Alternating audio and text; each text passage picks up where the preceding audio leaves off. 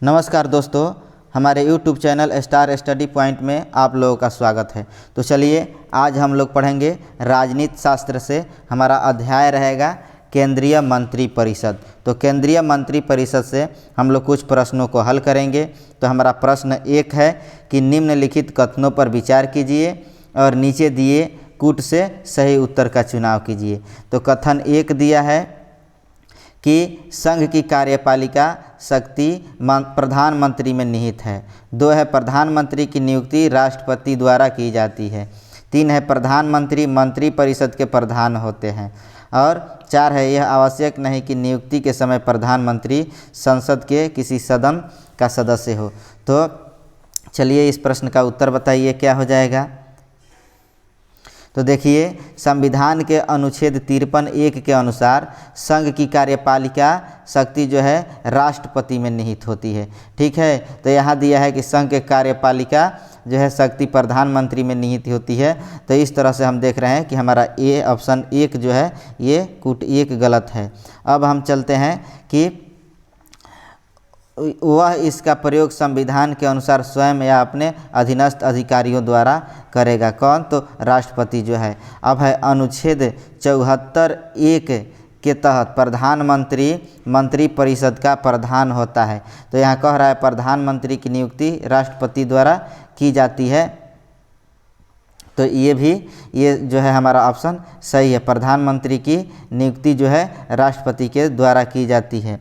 यहाँ जो है अनुच्छेद 75(1) के अनुसार प्रधानमंत्री की नियुक्ति जो है राष्ट्रपति के द्वारा की जाती है। तो इस तरह से हम देख रहे हैं कि जो है कूट 2 है सही है।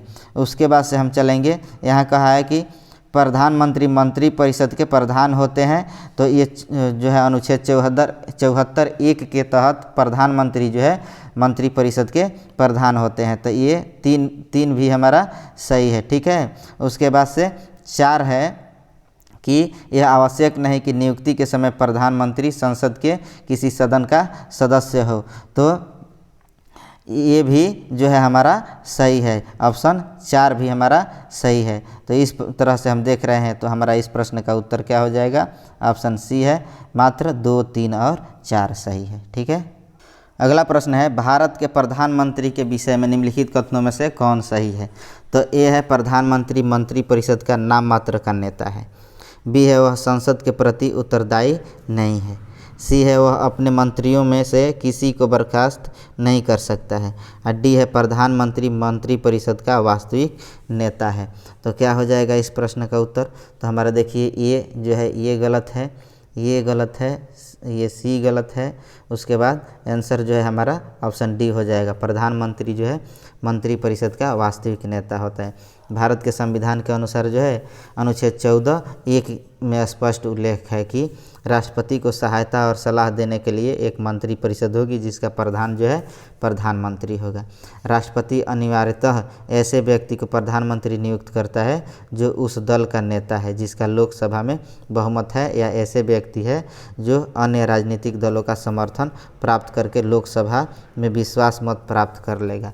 ठीक है, तो इस तरह से हमारा इस प्रश्न का उत्तर क्या हो जाएगा? ऑप्शन डी हो जाएगा। ठीक है, अनुच्छेद 75(3) के तहत मंत्री परिषद प्रधानमंत्री सहित जो है लोकसभा के प्रति सामूहिक रूप से उत्तरदायी होती है। प्रधानमंत्री यानी व्यवहार में राष्ट्रपति के माध्यम से किसी भी मंत्री को बर्खास्त कर सकता है। ठीक है, व्यवहार में प्रधानमंत्री मंत्री परिषद का वास्तविक नेता होता है। ठीक, तो अब हम चलते हैं अगले प्रश्न पर।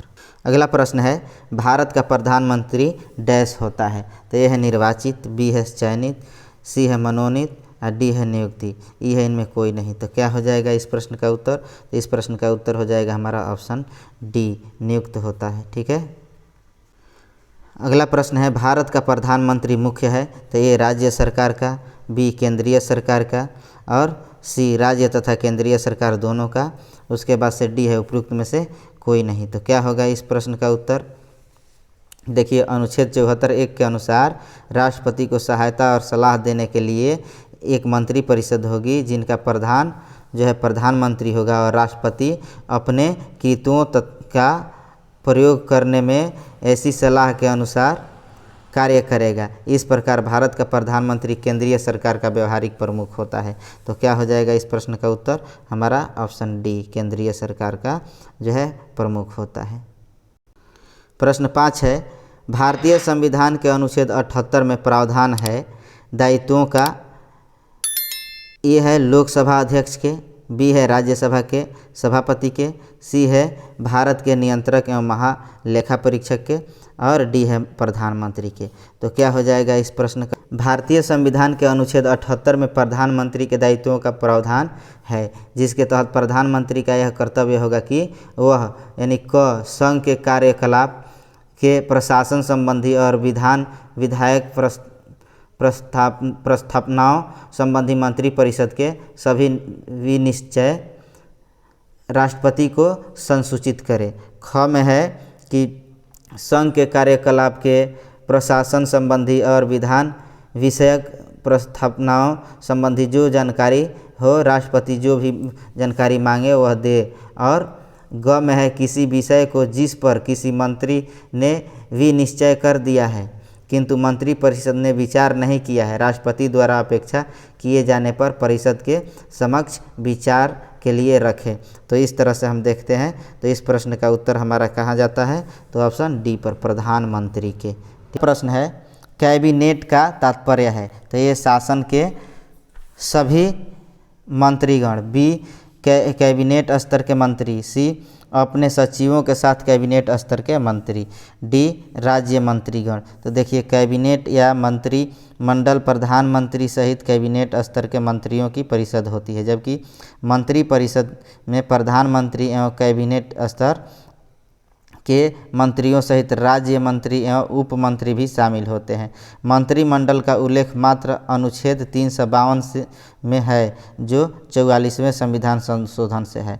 ठीक है, तो इस तरह से हम देखते हैं। तो इस प्रश्न का उत्तर हमारा जाएगा कहाँ? ऑप्शन जो है बी, कैबिनेट स्तर के मंत्री, ऑप्शन बी हो जाएगा। ठीक, अगला प्रश्न है, कैबिनेट में सम्मिलित होते हैं ए मंत्री स्तर के सभी मंत्री, बी केवल कैबिनेट मंत्री, सी कैबिनेट मंत्री और राज्य मंत्री, डी कैबिनेट राज्य और उप मंत्री। तो क्या होगा इस पर प्रश्न का उत्तर?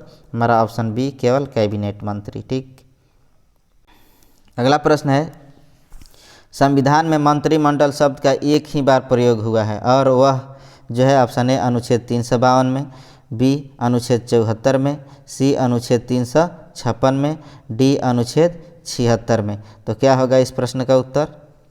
हमारा इस प्रश्न का उत्तर हो जाएगा ऑप्शन ए, अनुच्छेद 352 में। ठीक है, संविधान में मंत्रिमंडल शब्द का प्रयोग केवल अनुच्छेद 352 के खंड 3 में किया गया है। इसके अनुसार राष्ट्रपति जो है आपातकाल की उद्घोषणा तभी कर सकेगा जब संघ का मंत्रिमंडल उसे लिखित रूप में ऐसा संसूचित करे। 44वें संविधान संशोधन अधिनियम 1978 से ये उपबंधित है। ठीक है, तो ये ध्यातव्य है कि अनुच्छेद 352(3) में मंत्रिमंडल शब्द का प्रयोग 2 बार हुआ है। ठीक है, अगला प्रश्न है, संघ सरकार के संदर्भ में निम्नलिखित कथनों पर विचार कीजिए। तो एक है, एन गोपालस्वामी अयंगर समिति ने सुझाव दिया था कि किसी मंत्री और किसी सचिव को प्रशासनिक सुधार करने और उसे बढ़ावा देने के लिए पूर्णतः नामित किया जाना चाहिए। 2 है, प्रशासनिक सुधार आयोग 1966 की संस्तुति के आधार पर वर्ष 1970 में कार्मिक विभाग का गठन किया गया और इसे प्रधानमंत्री के भार के अधीन रखा गया। तो उपयुक्त कथनों में से कौन सही है? तो ए है केवल 1, बी है केवल 2, सी है 1 और 2 दोनों, डी है न तो 1 और न ही 2। तो इस प्रश्न का उत्तर क्या होगा?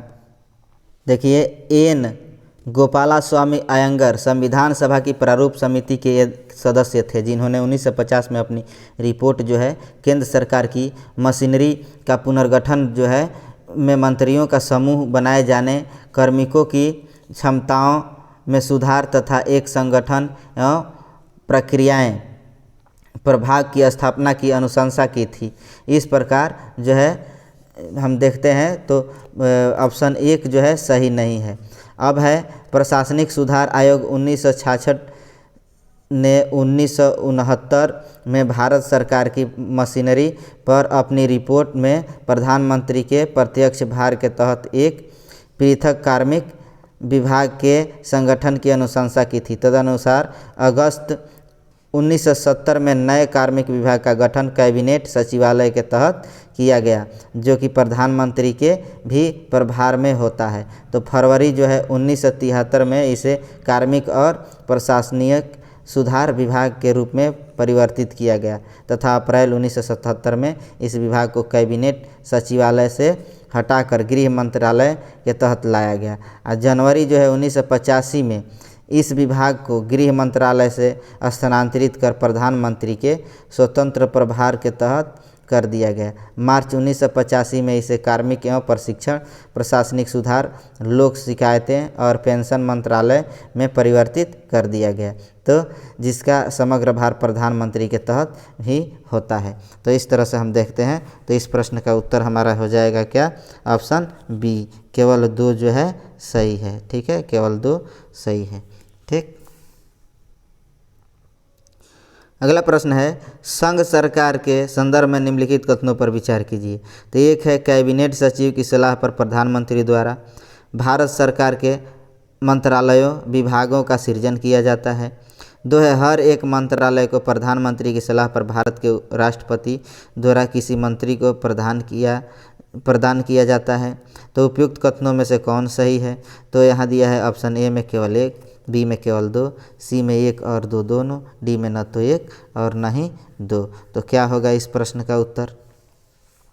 तो देखिए, कैबिनेट सचिव कैबिनेट सचिवालय का प्रमुख होता है, जो सिविल सर्विसेज बोर्ड का पदेन अध्यक्ष भी होता है।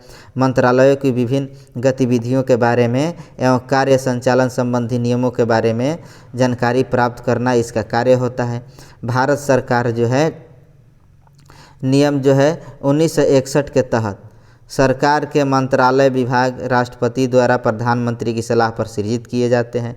प्रधानमंत्री की सलाह पर भारत के राष्ट्रपति द्वारा किसी मंत्री को नियुक्त किया जाता है तथा मंत्रालयों यानी विभागों का बंटवारा भी राष्ट्रपति यानी प्रधानमंत्री की सलाह से ही करता है।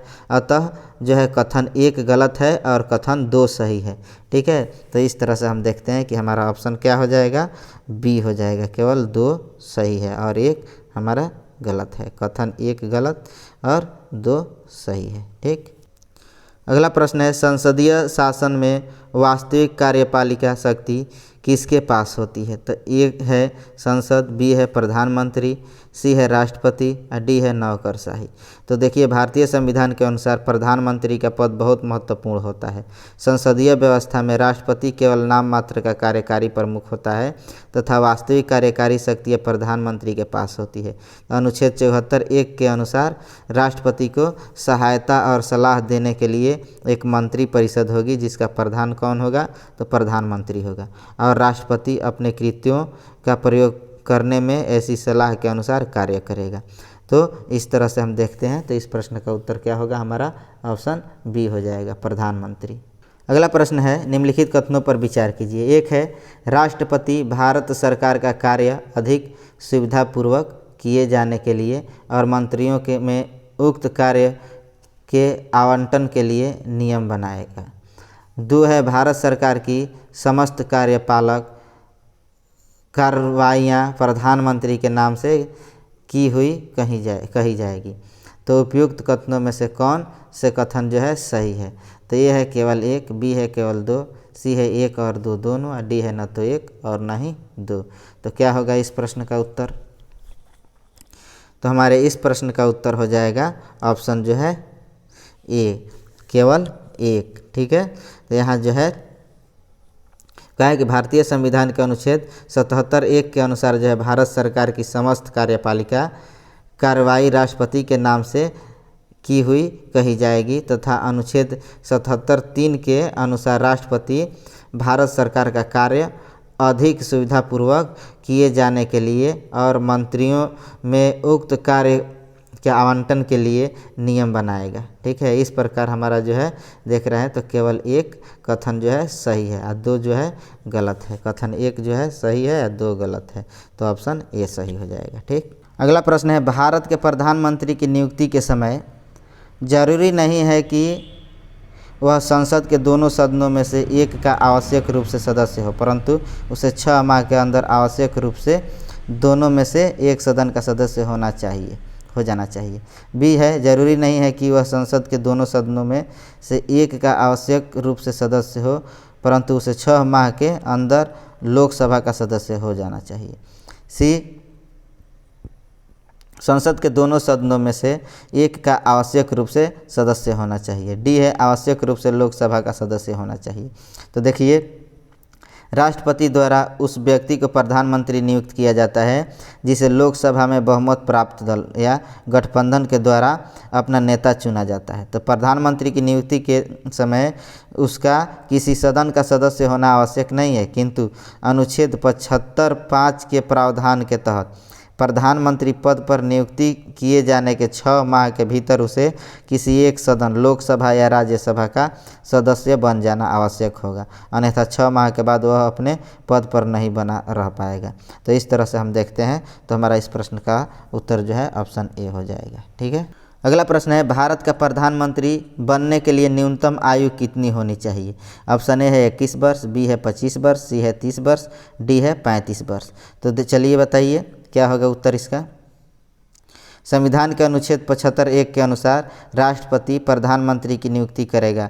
वह व्यक्ति संसद सदस्य यानी लोकसभा या राज्यसभा के होना अनिवार्य है, अथवा 6 माह के भीतर उसे संसद का सदस्य होना होगा। तो लोकसभा के सदस्य के लिए कम से कम जो है 25 वर्ष की आयु तथा राज्यसभा के सदस्य के लिए कम से कम 30 वर्ष की आयु का होना आवश्यक है। अतः प्रधानमंत्री बनने हेतु न्यूनतम आयु कितनी होनी चाहिए? तो देखिए, अगर प्रधानमंत्री बनना है तो लोकसभा के सदस्य के लिए जो है 25 वर्ष की उम्र होनी चाहिए। तो इस प्रकार हम देखते हैं, तो हमारा ऑप्शन बी हो जाएगा सही, 25 वर्ष। प्रश्न 18 है, प्रधानमंत्री को ए लोकसभा के द्वारा चुना जाता है, बी संसद के द्वारा चुना जाता है, सी राष्ट्रपति के द्वारा नियुक्त किया जाता है, डी लोकसभा के बहुमत प्राप्त पार्टी द्वारा नामित किया जाता है। तो उत्तर क्या हो जाएगा? तो संविधान के अनुच्छेद 75(1) के तहत प्रधानमंत्री को राष्ट्रपति के द्वारा नियुक्त किया जाता है। सामान्यतः राष्ट्रपति द्वारा बहुमत प्राप्त पार्टी द्वारा नामित व्यक्ति यानी वह संसद सदस्य से हो भी सकता है या नहीं भी हो सकता है। संसद सदस्य से हो भी सकता है चाहे नहीं भी हो सकता है, उसको प्रधानमंत्री नियुक्त किया जाता है। तथापि लोकसभा में किसी भी दल का पूर्ण बहुमत न होने पर यह पूरी तरह से राष्ट्रपति पर निर्भर करता है कि वह किसे प्रधानमंत्री नियुक्त करें। तो इस तरह से हम देखते हैं, तो हमारा इस प्रश्न का उत्तर क्या होगा? ऑप्शन सी हो जाएगा, राष्ट्रपति के द्वारा नियुक्त किया जाता है। अगला प्रश्न है, अग्रलिखित में से कौन सा वक्तव्य सही है? तो भारत का प्रधानमंत्री, तो ये है संसद के दोनों सदनों के सदस्यों में से अपने मंत्रियों का चयन करने के लिए स्वतंत्र है। बी है, इस विषय में भारत के राष्ट्रपति के साथ उचित परामर्श करके अपने मंत्रिमंडल के सहयोगियों का चयन करता है। सी है, अपने मंत्रिमंडल में मंत्री के रूप में काम करने के लिए व्यक्तियों का चयन करने में पूर्णतः स्वाविवेक का प्रयोग करता है। डी है, अपने मंत्रिमंडल के सहयोगियों का चयन करने में सीमित शक्तियां रखता है, क्योंकि स्वाविवेक प्रयोग की शक्तियां भारत के राष्ट्रपति में निहित है। तो क्या होगा इस प्रश्न का उत्तर? तो हो जाएगा हमारा ऑप्शन सी, अपने मंत्रिमंडल में मंत्री के रूप में काम करने के लिए व्यक्तियों का चयन करने में पूर्णतः स्वविवेक का प्रयोग करता है। ठीक है। अगला प्रश्न है, जो व्यक्ति संसद का सदस्य नहीं है केंद्रीय मंत्री रह सकता है? तो ए है 1 वर्ष, बी है 6 माह, सी 3 माह, डी 1 माह। तो क्या होगा इस प्रश्न का उत्तर? तो हमारा हो जाएगा ऑप्शन बी, जो है 6 माह। ठीक है, ऑप्शन बी इस प्रश्न का उत्तर हो जाएगा। तो चलते हैं दोस्तों, इस वीडियो का हमारा जो है अंतिम प्रश्न था। फिर मैं इसी अध्याय से जो है अगले वीडियो में इस प्रश्न लेकर आऊँगा। तब तक के लिए धन्यवाद।